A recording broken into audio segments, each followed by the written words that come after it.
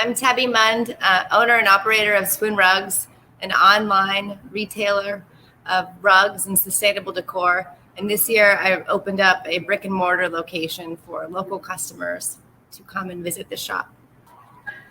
There are 4 billion people across the globe active online. And they are doing lots of things that we sort of anticipate that they are doing. They are playing games. They are staying connected with friends and family members via video chats. They're looking for recipes online so they can cook at home. And they are dating. They're doing lots and lots of online dating. But they're also shopping online. More and more people are shopping online for different products and in different ways. In 1994, people were spending a few dollars buying books on Amazon. And today, people are buying cars online. So the market has definitely changed quite a bit. And they're shopping for rugs. So there's a lot of different things that people are looking for. People are shopping a lot differently. This year, many shops have had to close down due to COVID. And it's changed the dynamic of the market a little bit, or it's changed the way companies have had to think about how to connect with clients. Lots of customers this year have been able to shop online. So for several, for companies that already are set up for an online location and a physical location, they've been able to continue to help customers in ways that other shops maybe haven't been able to. That's definitely created a boost in online sales for many retailers as customers have looked for safer ways to shop. This is not necessarily a new trend. This is part of an existing trend that has been ongoing for decades and will continue to change as people continue to change. A little bit about me briefly. I started working online in 2014 after I had my daughter. I had been working in a rug showroom prior to that, and I anticipated that I would go back to work, but once we had her, I changed my mind. And part of that, refiguring out what my work life would look like, I connected with a friend from college who was working with a startup out of New York, and they were doing online interior design, which I had never heard of. I didn't think it was a good idea. I wasn't really sure what to do with it, but I was willing to at least try it out to see what happens, to see if it was going to work out, because I really had nothing to lose at that point. So I started working with an online design startup in 2014, would provide direction for clients totally 100% online. So that would include concept boards, 3D renderings, and then a shopping list. And what was sort of fascinating to me being a part of this process with clients was that people were willing to buy things online that I didn't realize they were willing to buy online without seeing them in person. And that's why I decided to start Swoon Rugs. I had worked with a rug dealer for several years prior, and I was unable to find the types of rugs that I wanted my clients to have online. So I saw that there was a hole in the market at that time. Of course, things have changed a lot since then, but that's why I got started. I was unable to find products for my clients. In 2018, I left the online design company to focus on Swoon Rugs full time. I was seeing quite a bit of interest in these products and helping people find things that they didn't know they could find online. And this summer, I expanded my online shop to a brick and mortar location by appointment only. So it's sort of a pseudo shop, I guess. And that's been based on demand or interest that I've seen locally. This is a little bit of the website. I'll show you more of that later. So Instagram has definitely been the way that I first started connecting with clients. So I think by being social with people who share common interests, by sharing the things that I'm interested in with other folks, that has been helpful for me to connect with people that are looking for rugs. Okay, so I think it's important to keep in mind that social media is social. And because it's social, you don't have to be, but it's going to work the best if you are transparent and honest about who you are and how you want to connect with people. If you come across as more of a business owner looking to make a sale versus someone sharing an interest with somebody, it is less likely to be successful. But luckily, there's lots of different social media platforms that work in lots of different ways.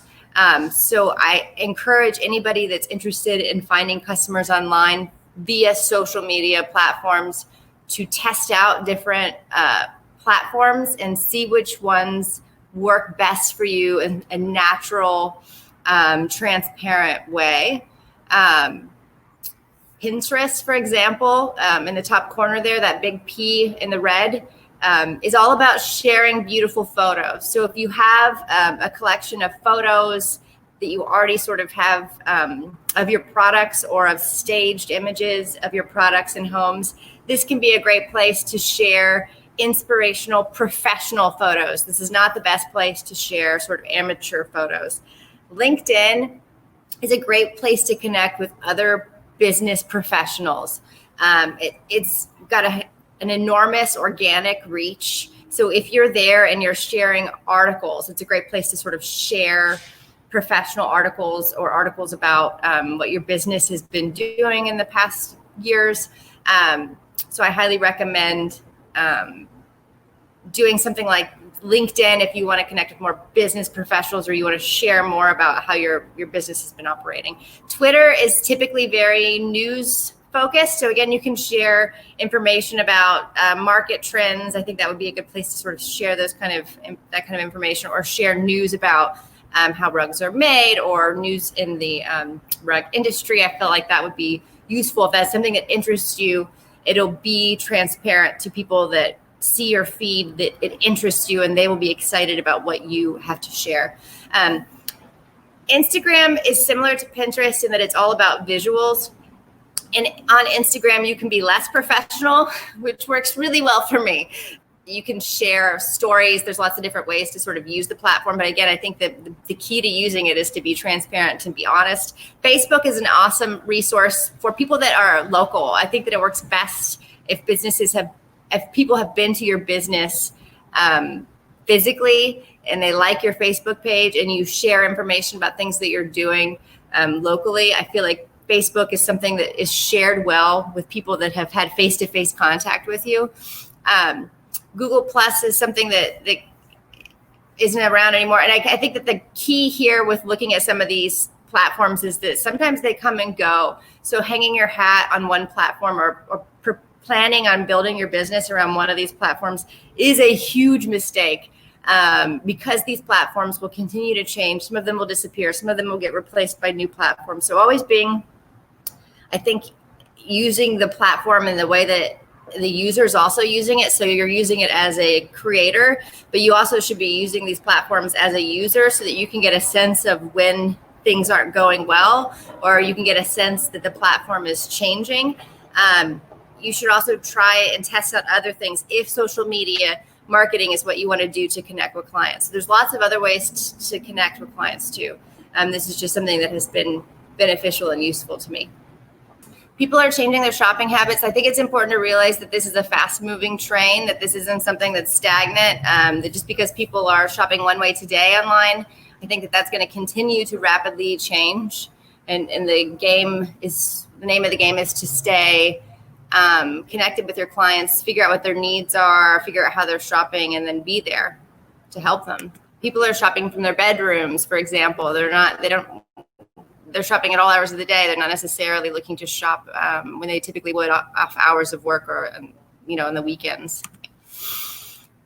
They're also doing a lot more research of their products. So the customer knows more about what they're looking for, and they want someone who can address all of their questions and needs professionally and timely before they make decisions. So making sure that we're available to answer and address our customers' questions and concerns is really important, because the customer knows a lot more than they did, a couple of decades ago about the products that they were looking for. And potential customers also want to find out information about you before they come into your shop. Typically, I think about the way that I shop, and then I know that my customer is very similar to me. I'm going to do quite a bit of research online before I go into a store now, and that's going to continue to be more and more important to more and more people. So it's stressful to try to keep up with these changes, but I think that it's also really important and necessary in order to stay relevant. And it's also important, as stressful and sort of intimidating as it can be to try to stay connected with people. the bottom line is that people want help to find things that they love. They want you to help them find things for their homes. So even though the way they're doing it is a little different, the thing that they want you to help with is the same. It's all about meeting people's needs, addressing their concerns, and helping them make choices. So I think getting online is going to be something that's necessary to stay relevant in the future. I think people are going to want to research you before they go into your shop. And then I think also just being able to help people off hours is very useful for any brick and mortar shop. So since I started online, the website has been my primary means of helping people make choices. Even though they might first find me on Instagram, this is where they're coming to make decisions about the products that they purchase.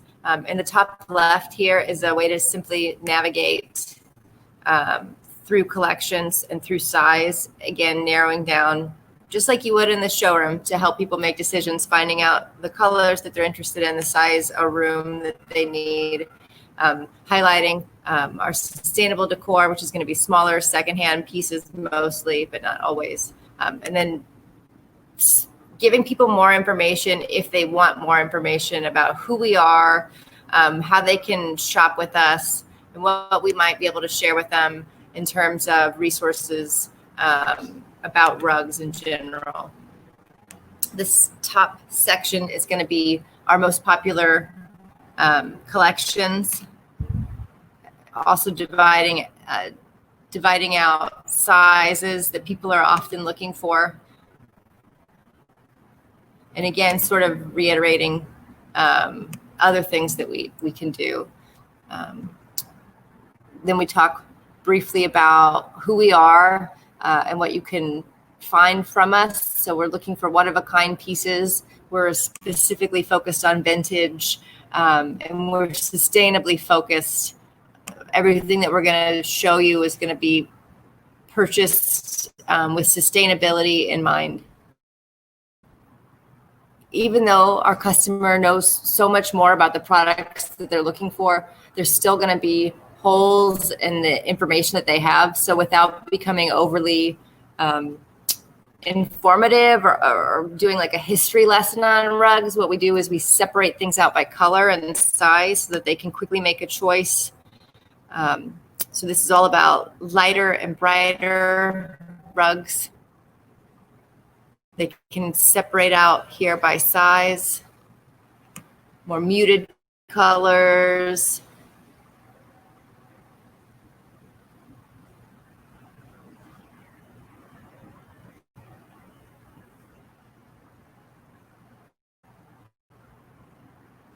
This is one of our most popular collections. And these are the colors that a lot of my customers are looking for. Allowing people to click back onto these visuals where they first found us is important. I'll quickly show you our Instagram page. This is how our customers are first going to learn about us in most cases. So having visuals, this is how our products look. So having that reminder or that connection back of how we organize information, how we communicate about our products is important, again, sort of for clear translation of reminding them of who we are. We highlight the shop, we highlight new products, we highlight our customers who share our products in their beautiful homes. We talk about sustainable decor. Here I'm sharing a lot of different types of visuals, photos, videos, slides. But it's important that these two pieces of the puzzle connect and are, that the customer has seen the same types of visuals in both locations. But we like to mention that we list rugs every week, Sunday nights at 7, small collections listed every week. That includes rugs, but it also includes sustainable decor, meaning small secondhand decor finds, pillow covers, soon to be more refinished furniture. This is the drop that we did Sunday night. This was all small items that we shared. So rug drops are a way to be sharing our products with customers every week in a way that doesn't overwhelm our website, doesn't overwhelm me personally, doesn't overwhelm our customer. So that's a little bit about my shop, me, how I connect with customers. Thank you so much for letting me share.